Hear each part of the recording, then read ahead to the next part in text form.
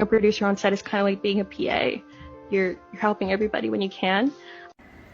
I don't know this creator and I haven't listened to this podcast, but what she's saying does kind of ring true.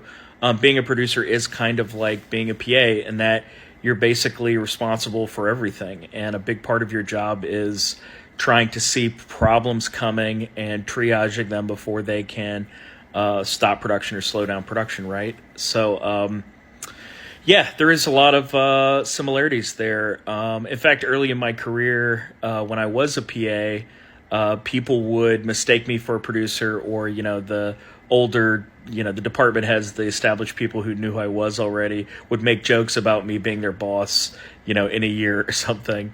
And this was before I ever thought I would end up falling into this role. I wasn't really thinking that time about climbing the ladder to be a producer. But people would come up and mistake me for a producer because I was always walking around with like a phone to my head and my brow was furrowed. It's always kind of furrowed anyway. But then I was in my early 20s, and people would mistake me for a producer. Now, granted, I did have like a big beard and look like 20 years older than I actually was, so that might have been a little misleading. But yeah, I think I like that. The more I think about it, being a producer is a lot like being a PA, and you should try to be the best PA you can because it is literally producer training.